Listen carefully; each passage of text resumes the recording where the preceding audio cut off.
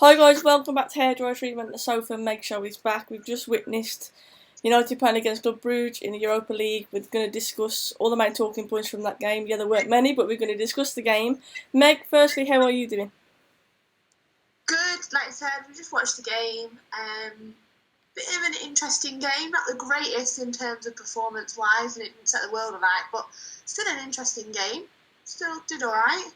Yeah, I'd agree with that. And Bruges, obviously, we played them before when Van Gaal was playing. I remember the game when Memphis was superb and Van Gaal was like, "I want to kiss him tonight" and all that. I remember that. But they're at the top of the league, so they're obviously going to be a decent team, but a team that nonetheless we should be beating.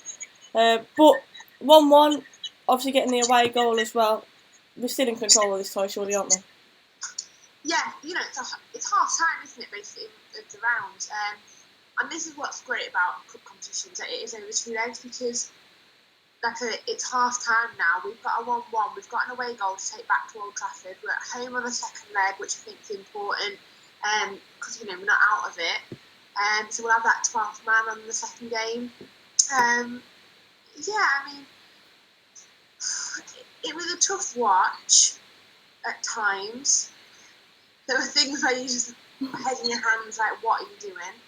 But I think play a stronger 11 in the second leg will go through easily. Well, you'd like to think so, Meg. You'd like to think so. The atmosphere, like you say, hopefully is a good one. I want to talk about firstly Jesse Lingard. A lot of people in my mentions already mentioning Jesse against a non-existent. Meg, what is your opinion on him? Is it just a dip in form, or is Jesse Lingard simply not good enough? No matter how many games you're going to give him, he will not be good enough. And do you think his time, especially with Bruno coming in now, do you think his time at United now is being cut short, really? I think Bruno coming in showcases the lack of I don't want to use the word talent, because Bruno's on a different level to everyone else. So all the midfield, I would think, would be worried about their place, because I think Bruno's way above everyone, way above them. Yeah. Lingard, it's tough. I used to rate him, and I used to especially rate him in an England shirt more than a United shirt. I used to watch him, and he would find, when you've got like 2 centre halves and 2 centre mids, so it's like a team was playing 4-4-2. He would sit in that little square and he would break the lines of a midfield or a defence really well. Not necessarily he would get the ball all the time, but I used to watch him and think, his movement is so sharp and so good, and he can find the space. And then it just stopped. I don't know why. I thought, maybe it is like a dip in form, like you said, but it just seemed to have gone on for a longer period of time for it to be a dip in form. Yeah. I don't think he's necessarily the greatest player. We all know that. He's not exactly, he's not our star man. But I don't agree with some of the abuse he gets at times. I think with Jesse Lingard, something obviously happened off field to do with his family, whatever it was, and I think we don't know the full extent of that. I know that's affected his game, but I think it obviously has affected his game. I think you're spot on with what you say about his movement. I think he used to find the gaps. Obviously, people say if you work hard, you get into the team. That's pretty much what Jesse Lingard could offer. His movement was intelligent. He would pick up the ball in clever positions. But the difference was when he got the ball, he looked a lot more meaningful. Now when he gets the ball, he's careless. He doesn't look confident in anything that he's doing, which is what tells me there's obviously something affecting him off the pitch as well, or has affected him, and he's struggling to get back into it. I think there's no doubting about it that Jesse Lingard should not be a starter for Manchester United, and Bruno Fernandes, as you said, has shown us what kind of level we should be at. He came on today, Bruno Fernandes, absolutely transformed the game. We did not look threatening at all. We really struggled creatively going forwards. Bruno Fernandes comes on, and it's like we flicked a switch, and all of a sudden we were in cruise control. We had a lot of the ball. We looked dangerous, and it took until Bruno came on for that to happen. And surely that then is showing the manager that Jesse Lingard, he's not creative enough. He's not good enough, and Bruno Fernandes is the level that we should be looking at now. Bruno. He changed the game when he came on. He only had 10 minutes, which obviously isn't long enough. The only thing I would say about him, and I was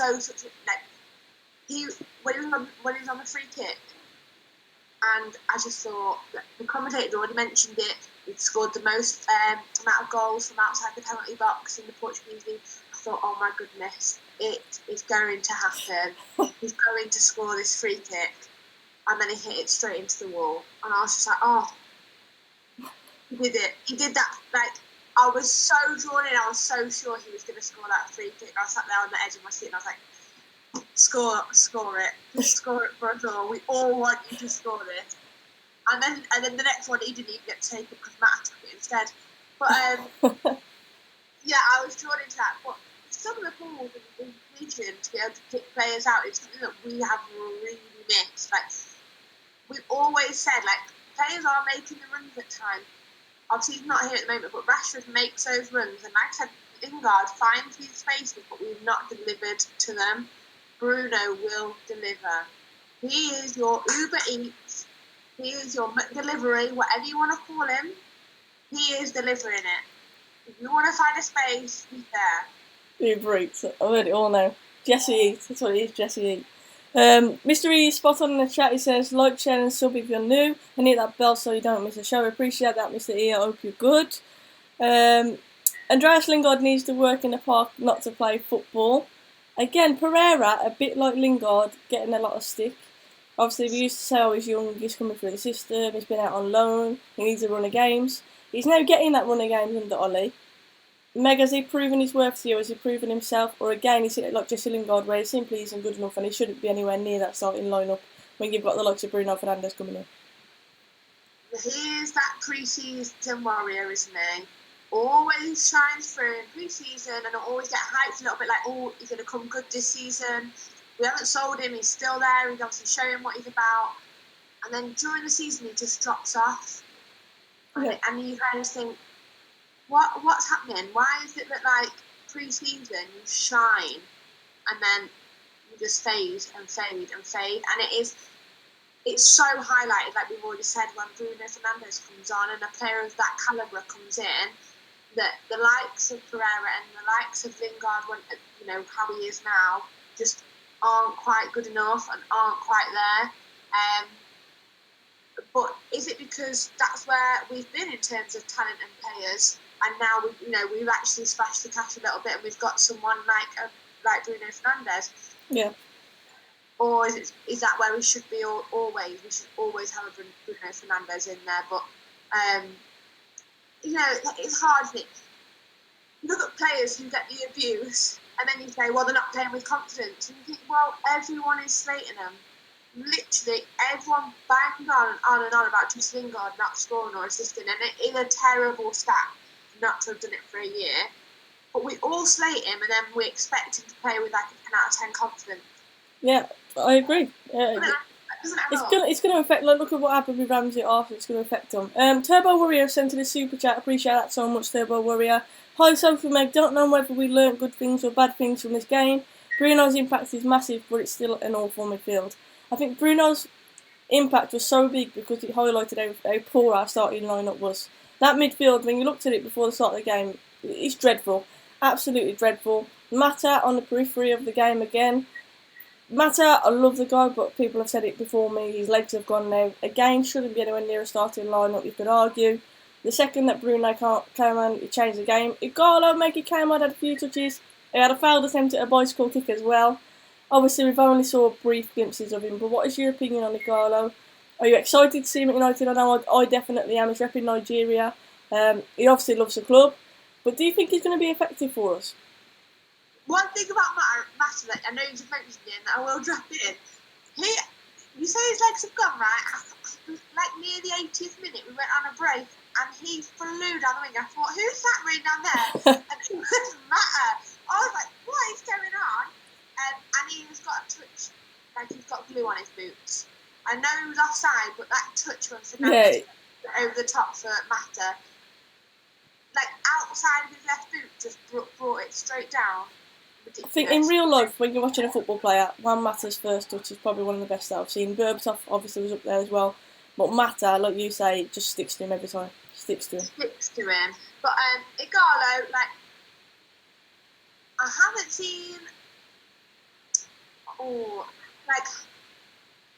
it's his dream move. He always wanted to play for Manchester United, and I will give him the opportunity and give it back to him whilst he's here.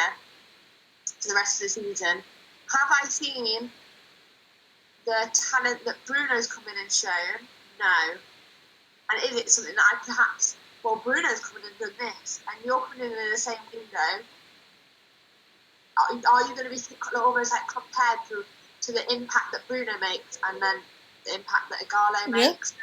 I think once he gets the goal, and he hasn't really been with the club for very long. He's had less time than Bruno. He wasn't in the training over the winter break with them, so he hasn't really, I would say, settled down. I think when you see him settle down a little bit, perhaps get a goal, that's when we might start seeing what he's about. But right now, I think, come on, just want to clap him and say, "Come on, mate." Yeah, I think if you look at the grand scheme of things, Martial obviously scored against Stamford Bridge, scoring again today. Great finish, by the way. He just kind of got the game by the scruff of the neck, and we needed that moment. So, fantastic goal from Martial. I'm quick to criticise, so obviously quick to praise as well when he deserves it. And I thought he worked hard for that goal. He made it himself. Great finish.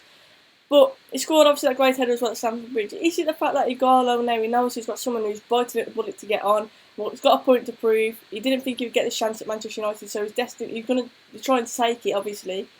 Is Martial feeling a bit threatening? Is this why he's scoring goals all of a sudden? Is this why Martial is seeming to get back to his best? Because people say since Rashford's been injured, we haven't seen that. Is Igalo pushing him from the bench? Is that why we've been screaming out we need squad depth? Maybe that was why we signed Igalo as well. I don't know. If you look at Martial from Monday, he wasn't exactly brilliant. He just happened to be in the right place at the right time, in my opinion, for that header. Although it was a great header. Great header. I would give it in for Monday evening. But that's what he should be doing anyway. And it's like I don't want to be sitting here and being, well, hyping, Martial up. Oh my God, he scored 2 goals. Well, that's what he should be doing. Yeah. The finish that he produced tonight was outstanding.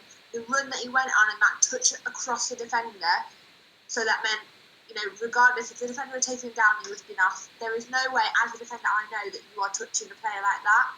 So he finishes really well, but I do feel like that's what he's meant to be doing. So if you're scoring like 1 a game, great. That's, I don't know, I just feel sometimes, I feel like strikers get all the credit. I hate it. Talking like a true centre-back right now. You should be scoring goals. That's your job on a pitch. Yeah. I kind of get it, and like I say, I'm quick to criticise Martial because I don't think he moves enough. I think he's quite static. I think he can sulk on the pitch. He's too in and out for me. But like I say, credit where it's due. I thought the header against Chelsea the other day was absolutely world class. I thought it was a quality header. Obviously, Wan-Bissaka gets plaudits for his assist as well because people say he doesn't do that enough. But the goal today, like you said, that little step across, he never looks in doubt. In one-on-one situations like that, it's very rare that you see Martial miss. And I think I've always said it. He has got the capability. He is a natural finisher in front of goal. He can make it at United, but it's the other things that he needs to do better. And that's stuff like getting the game by the scruff of the neck, like he did today. And like I say, I think Igalo on the bench maybe pushing Martial. We might get the best out of him now. With Rashford injured, I think someone from the bench telling Martial that if he's not up to it, he's going to be replacing him and he's going to be biting at the bullet to get on that pitch and play as a Red Devil because it's a club he loves. And I think that's why we're seeing the best from Martial now. I don't think it's coincidence. I think Martial's thinking, oh shit, if I don't perform here, I'm going to lose my place. And he hasn't felt like that for a while. We're so weak going forwards. We've seen the lack of squad depth we've got. Martial was sure of his place, whereas now he's not so sure. Yeah, definitely. It's always healthy to have competition, across all the positions in the pitch. You always need someone, internally in the squad to be pushing you. You've got it between the likes of, I know they're both in play at the moment, but Shaw and Williams. There's competition. It's starting to bring out the best in players. Bailly coming back. That's Lindelof, Bailly and Maguire. There's only 2 centre-half positions fighting for places. It is good. It's healthy to have that in the squad. And we had, like I said, we've lacked that perhaps going forward, and especially in midfield as well. Someone mentioned earlier on the super chat that the midfield's still awful. Well, that's because we haven't, with the likes of the injuries that we've had, we haven't had the competition to bring out the best in those players that we've still got left. Yeah, so I think Martial will come good. Yeah, I hope he does. I really do hope it works out for Martial because he has got that ability. He's the kind of player that if we got rid of him, he'd probably be absolutely a world beater at another club. and obviously we don't want that. We want to be a world beater at United. But yeah, I completely agree. Mr. E said his pizza is on the way. He's making me feel very hungry now. I'm just asking what pizza it is. It says pineapple on a pizza, Meg. Pineapple on a pizza. Yes! No! Yes! No! That should be illegal. That should be illegal. No. It's like you're almost being healthy. No.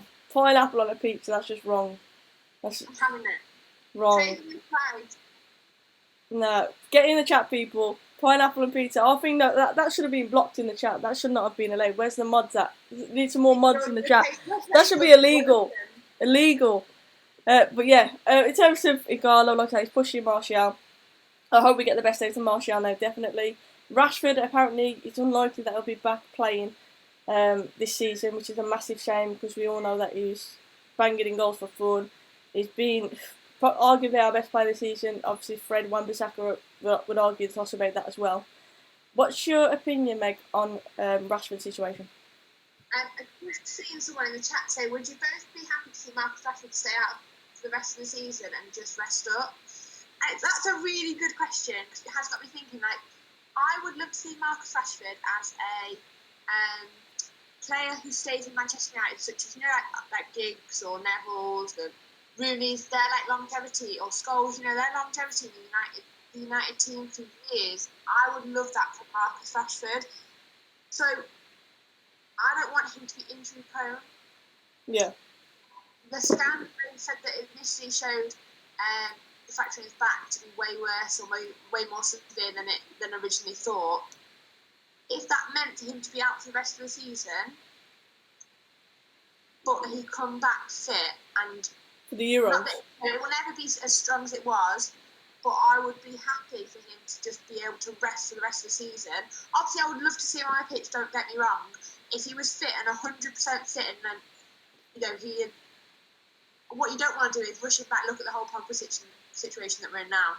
Rushed him back time and time again, and it's just got progressively worse. I would not want that for Rashford, because I want him to be a player that in 5 years' time, 10 years' time, he's been at the club forever.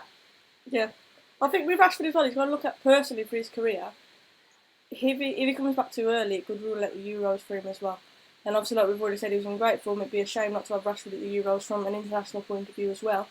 It's a really difficult decision, and obviously because we're pushing to get top 5 now, depending on obviously the City situation, then we do need Rashford, and I think it's a really awkward one. Does Rashford put himself first, or the club first? And I'm not saying that he should be judged differently on his decision, but what I mean is he's got a massive choice to make, So it's an interesting one, and I am sad about Rashford because I do think he gets the best out of Martial, but maybe now with Bruno.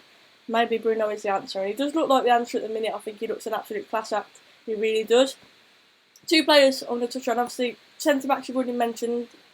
You've got 3 choices, ultimately. For our pairing, we've got Maguire and Boye, who played at Chelsea. Maguire and Lindelof, who played today, who look like, for me, they'd never played together, ever. And then, obviously, Lindelof and Boye. What's your ideal centre-back pairing, Meg, out of the options that we have got? I think Maguire gets in there on the team sheet straight away. So you're left with Lindelof and Bailly. And you've always probably got mistakes in both of them. They both seem too calm and too collected at times. But like Bailly against Chelsea, that little step over. Stood up, applauding him like he'd scored a bloody goal in his own jar box.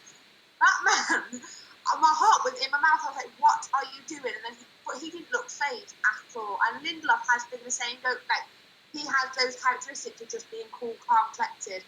I think if they're both fit, purely just because I rate him, it's Bailly. Yeah. So Maguire and Boye. Yeah. So if anybody said, I mean, I wouldn't be surprised if Mr. E says Boye and Lindelof, because that's like having ham and pineapple on a pizza. That's just wrong. Totally wrong.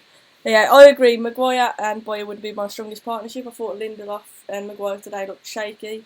Obviously, they haven't played together for a few weeks, but they look like they'd never played together ever before. So they'd definitely be the ham and pineapple of defensive pairings, in my opinion. I just don't know. They don't look good together. They do not look good together. Boye, he's got the pace. I know Lindelof's quite fast as well. Boye just seems more agile for me. That little audacious step over he did against Chelsea. I had my heart pounding. Honestly, felt so anxious watching that. But fair play to him. Only he would have the guts to do that. And I think if Boye stays injury free, obviously he's had a knock against Chelsea, so it's not looking that way. But I think if he can stay injury free, him and Maguire could be an outstanding partnership for us. I really do. Meg, what was your opinion on Maguire's header, by the way? Because I did call it Maguire's header against Chelsea. I cannot believe you called it. I cannot believe it was bang, like, yeah, Maguire header. But I mean, the delivery was on it was like a teacher ball. Yeah. It was ridiculous. Like, that is what we've been waiting for all season. It was like a proper. To get the ball in. Proper Dick Whippington, that's what I like to call it. Dick Whippington, yeah. That's what it was. Proper. It was literally just like, here's this ball, or you just go and meet it. Just got to head it. Just put your face on it. Put your big old forehead. The slab head on it. Just do it, Harry. Harry Potter! Harry Potter! I rated it though. I rated the goal. It's what. Do you know it's funny? Because like you score from a corner and like you just get a bit of a relief that we actually can do that. We're not that shit. Mate, I feel that way when we make a 2-yard pass. I'm like, oh, we actually can do that. We can pass forward sometimes. What? We're still capable. We've still got it. But no, I feel like that is obviously what we have been waiting for. Someone to be able to deliver a ball like Fernandes does, and Maguire to actually think, I'm going to get on the end of it. Yeah. Like bully whoever's in front of him. I'm going to get the ball. I'm going to hit the ball in the back of the net, and it's worked. So, Bruno. And have you heard it on FIFA? Have you heard it with Fernandes? So it's like Bruno Fernandes. That's how it says it on FIFA. So that's just stuck in my head now. I keep thinking Fernandes. Every time we get the ball, Fernandes. I don't know why it is Fernandes, but yeah. These days, just Harry Potter, I am lost. There's an Arabic, I think it's Arabic, commentary on the Chelsea game. And obviously when Maguire scores that goal, the guy's going, Harry! Harry! And he goes, Potter! And he calls him Harry Potter. I appreciated it, because I'm a nerd like that, so I would. Cod's Vlog says, by the way, go and sub to Cod's Vlogs, fantastic videos. Met him at the FBAs last year. Great content for non-league football, so go and check it out. But with Spurs having no striker and no goals, Chelsea are stumbling. Surely United can make the top 5. You make it sound so easy, Cod's Vlogs. Surely United can make top 5. Meg, with the whole City situation though, do you feel a bit more relaxed now as a United fan? Not really, no. It's so close, you can't be relaxed, you can't slip up on this league now. Like, there are so many teams fighting for it that, Sheffield United, they're not going to pass up on this opportunity. Nobody is going to just hand it over. We have got to continue with playing well, performances in terms of being positive, and scoring goals. Although and actually keeping a clean sheet. Yeah. Everyone talks about strikers, and like I said, they always get the credit, but you can't. It doesn't matter how many you score if you leak goals at the back. Look at Arsenal. We talk they're in a terrible form because they leak goals. Their defence is terrible. So that's why they're there. But I'm not relaxed about it. Short and simple, no. What the whole Man City thing though? Because obviously people have suspected financial fair play for a long time now that Man City cheats. What's your opinion on that? Do you think they're going to overturn it? Because a lot of people aren't fully being sold by the idea of him getting a 2-year ban in the Champions League. But if they do get a 2-year ban in the Champions League, Meg, that is dramatic because you've got the likes of Aguero, De Bruyne, who will want to win Champions League. They'll want to win a Champions League in their career. If they stay at City, obviously they're not getting any younger, so that the chance of them winning the Champions League is going to be reduced massively. So does that then mean they're going to lose key players like De Bruyne, like Aguero from Man City? I think it's a really interesting situation that they're in now. I mean, what do you do? But if I don't think they'll overturn it, the European ban. I don't think it will be overturned. If anything, it may get reduced to 1 year. But if they do that, the UEFA have been pushed over massively. If you're going to set standards, keep to them. If you're going to ban them for 2 years, keep to it. But I'd put, if you're a player at Man City, like you said, the Agueros, De Bruyne's, who want to push on, they want to have silverware, they want to win things in their careers. You've only got a career for a short amount of time. You can't dilly-dally about with it. If you want to go and win the cup, I'll go out there and be in the right clubs for him, and then I would see him leaving. If I was in their position, I'd want to leave. I mean, you could love the club as much as you want, but if they're not in a position to win a cup or a trophy, sometimes you've just got to be a bit selfish. Yeah, Turbo Warrior again with a super chat, referring to the Six Nations here. I'm an Irishman, and don't take it personal, lads, but on Sunday we're going to dismantle your chariot once again. Go on, give it a big one. No, you go on, Meg, you can do that one. I can't do any Irish. Can you do Irish? I'm thinking, I'm trying to work it out here. I love the Irish accent. I love the Irish accent now. I love it. Turbo Warrior, have you got like a proper accent? So I want to know this now. But in terms of the Six Nations, England are poor, man. I mean, I do watch the Six Nations. World Cup obviously looked so promising. We got absolutely battered in the final. And I've got to be honest, this Six Nations, not been impressed at all by England. Massively disappointed. So I would not be shocked if Ireland do beat us, to be honest with you. I think Ireland surely got to be the favourites going into that one because England are really underperforming at the minute. Meg, do you watch any of the Six Nations?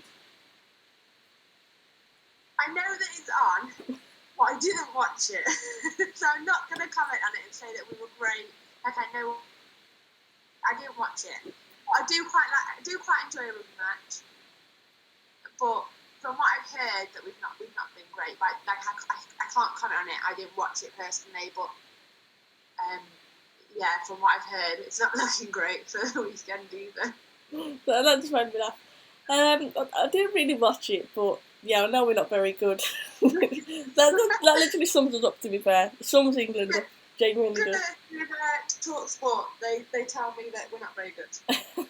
You know what? Your bluff there was good, Meg. It was good. I'll be honest with everyone. Gaz says Pep will get sacked soon. Pep apparently has come out and said that he's staying at City regardless of this ban. I'd be surprised if he stayed there, Meg, to be honest with you. Would they not have to pay him out if they sacked him? Yeah.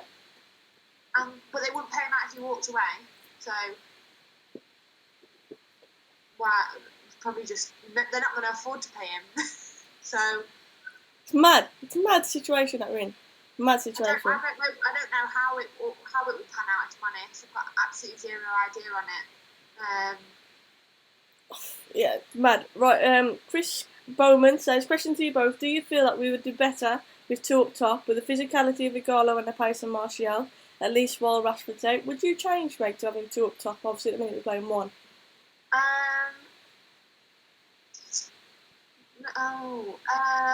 No. I don't know. I think if you're going to me, you either play, I don't know, I like playing 4-3-3, but I think it depends on the team you're playing against. I think when we're playing against teams who are blatantly going to sit back against us, and then we're playing with five at the back, it seems a bit pointless to me. I don't see why we do that. We don't need to do that. So I think it does depend on the team. I would like to see a two up top, of course. I think it'd be interesting to see if there's a bit of a link up there. We saw that Martial and Rashford did have good link up and they were building a good relationship, and obviously Rashford got injured. So I think somebody who could link up, but I'm hoping that Bruno is going to be that guy coming from midfield, being the link up man, rather than having two up top. But I think it does depend. It really does depend on who you're playing against. 3-5-2 I think would be a very attractive option. Obviously playing with the wing backs that we're choosing to at the minute. But 4-3-3 would probably be my preferred, like you've said, Meg, my preferred one, because why not? I just want to see us go for it. We don't go for it, so I think regardless of the formation, I think there's a mentality in there. Tactically, if a team sits in, we do not know how to play. Regardless, we could play 11 up top, and I think we'd still struggle. We'd literally do not know how to break teams down. What's that, sorry? On paper, you've got the, like I said, the physicality of Igalo and the pace of Martial. That would work. So, yeah. You have to just experiment though sometimes, because sometimes, like I said, on paper it might look amazing, and just in real life it's shit. So until you know if it's going to work or not, how can you? That's something that they have to work on the training ground before they get to a match. Though I don't want to be seeing like trial and error on a pitch. Like it needs to be worked hard on in training to know if it's yes or no. I agree. Looking ahead for the weekend, Watford, obviously at Old Trafford. Watford, who, to be fair, last few weeks been digging out some results, looking more impressive. What's your opinion going into that game, Meg? Are you confident that we're going to win again? Obviously, beat Chelsea, drawn away today. A lot of games coming up in obviously a few days. Are we going to get the win at Old Trafford? We need the win, but are we going to get it? This is what, when you said are you feeling a bit more relaxed about top five? This is why you can't be relaxed. Like Watford are playing for things. Watford have grounded out results. We lost to them, so we can't go in thinking that we could be relaxed about this. However, we will win. I'm not being cautious about this one now. I'm putting it out there that we're winning. Okay, I'm going to call it as well. I think Bruno Fernandes will score at the weekend. I think Bruno will score. I'm hoping Bruno will score. But yeah, I think we'll win. I'm going to say 3-1 United win. Meg. We're on the same wavelength. I was thinking she's going to go first and she's going to say 3 for United, and I was thinking, what am I going to say back? I'm going to go for 3 now. I think clean sheet wise, we have done well recently, and I think defence. Yes, it was sloppy tonight. It was a terrible goal to concede. But I think we'll have a clean sheet at the weekend. I think it'll be Fingers crossed. Fingers crossed. So me and Meg are both saying a United win. Obviously, guys, as always, drop your comments after the video is finished and we'll respond to them. We're always checking the comments. Thank you so much for tuning in. We apologise for getting the mix-up earlier. I genuinely didn't realise it was an early kick-off until I'd already put tweets out about the video. So apologies for that, but appreciate you all tuning in. And as always, thank you so much for the support. The Super Chats by Turbo Warrior. Appreciate it. Fingers crossed United can get a positive result against Watford at the weekend, a win. Bruno Fernandes with the opening goal, I'm hoping. Please try an Irish accent for this extra €2. I don't know what to say. What do you say? What do you say? That's all only because they do, in Ireland they do these crisps, like Tato crisps, and they are unreal. I don't even know, Get out Noi. I don't know how to explain them, but they're really nice. Get out Noi. There's mine. Isn't that Irish? I don't know. I can't even think what Irish people sound like without trying to embarrass myself. See, I'm thinking, the traveller accent comes into my head immediately. Because I remember I used to work in Matalan, right? And yeah, Matalan, in the area where I live, not the best kind of customers. And I was at a till and this bloke came up to me and he had a white tank top on. This was in it was in the summer, but the queue saw him mad. And so this guy came up to my till and he looked at me and said, "Do you want to buy a donkey, love? Do you want to buy a donkey like this?" And I was like, "No." And I was thinking, and I've always thinking this, if I said yes, but he just brought this donkey into Matalan, just there you go, you know what I mean? What kind of transaction would that have been? So yeah, there's me. That's brilliant. I always think of it. But I love the Irish accent, I love it. Yeah, I can't even I don't know, but I can't even picture it in my head what it sounds like now. And I can't even think of anyone. We're going to practice it, Meg. For our next one, we're going to try and open the show in Irish. In a minute and be like, right, Irish accent, go. You are now Irish, Meg. What are you saying? Yeah, well, I tried. I did tell you I couldn't do it, in all fairness, but I appreciate the super chat, guys. As always, thank you so much for tuning in. Drop a like on the video, hit that sub button if you haven't already. Me and Meg both appreciate the support. Thank you so much, Meg, for coming on. No, thanks for having me. We'll see you next week. Thank you for all the comments and the questions. Like I said, if you have a question for us, leave it in the chat or leave it under the video afterwards and we'll get back to you. Because we do come back and have a little look. I do put the video on mute though because I can't stand myself talking. You gotta do a Bruno. I'll get there in a minute, just warming up. Warming the vocal cords up. You can find us on Twitter though, if you have any questions for us, and you'll be able to see when we're next doing a show, which will be next week sometime. And we'll promise not to do it whilst Man United kick off next week. Yeah, definitely. And just one for the weekend. Bruno! Yeah, and Mr. E, stay off the ham and pineapple because that's just wrong, man. Wrong. Have a good evening all. Jokes aside, enjoy your pizza. I'm now starving. Thank you for that chat. But yeah, have a good evening, guys. Take care. See ya.